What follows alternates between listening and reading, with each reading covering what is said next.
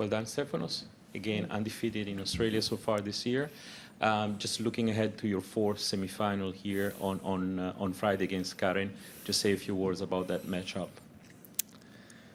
It's a match that I'm looking forward to. It's great to be back in the semi-finals. Of course, I'm definitely happy with the way I've been playing so far, and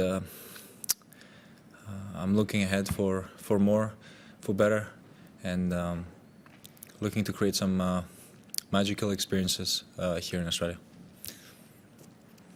Any questions in English? Anyone? Matt?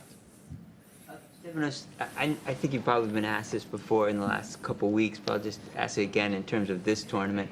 How has it been working between your dad and Mark in terms of input, off days, and how they're working together and working with you?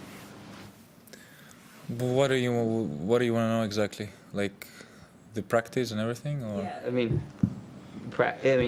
practices, the dynamic. How is it meetings with the three of you? The reason Mark is part of the team is because the dynamic has showed that it's good. There hasn't been any friction. It's been going well. We get along well, all of us. We understand each other. There's never misunderstandings or things that lead to conflict. So I'm enjoying this. I've been enjoying this even in 2022. He makes for some a good guy to have next to my father that can advise him, that can help me. Hopefully I can help him as well through experience and vice versa. You've been in the business end of the Grand Slams now for quite a few years without going all the way and winning one. From your experiences that you've had, do you feel differently that this year could be the year? I'm feeling great with my tennis. I don't think I've felt so good in a long time, and I will definitely say yes to it. I've said it. I'm a different player. I'm playing different. My mentality is different. And when I'm out on the court, I don't really think of the negatives, to be honest.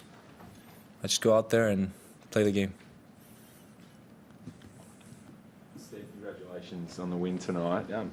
There's so much hype always about the next gen, and you're only 24 years old. Do you sometimes, does it put a bit of a chip on your shoulder when you see that and people almost forgetting about you in some ways? No, I don't really think about it. Every single opponent has his own background, his own sort of dynamic that they put out on the court. I kind of forgot that Jiri today was a next-gen player. Never thought about it. In fact, he is. I approach every single opponent of mine with the same mindset. I never put labels on them. And each and every match that I get to play against them is a new chapter in my book.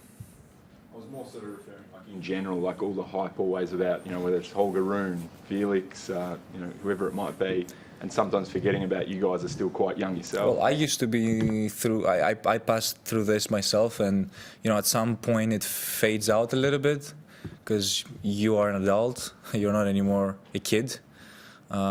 These guys are still sort of in the transition mode. They're still there.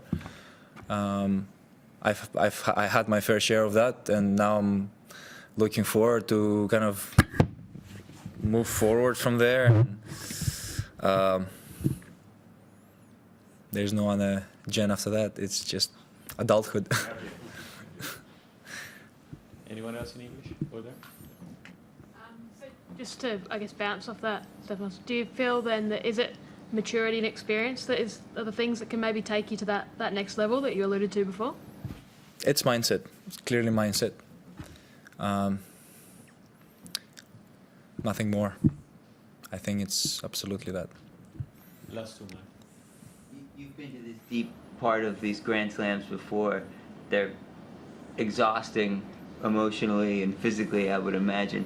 How would you compare your energy level at this point in this tournament compared with whether it was the French a couple years ago or this tournament last year or any other time you've been this deep? I feel great. I feel great. I've been playing some good tennis. The thing that I talked about with the mindset, it's also the perspective that you get to see things from. You know, there's this one sort of there's this one way of looking at tennis that you're really exhausted after every match, and you know every single thing that you try and do on the court takes a lot of effort.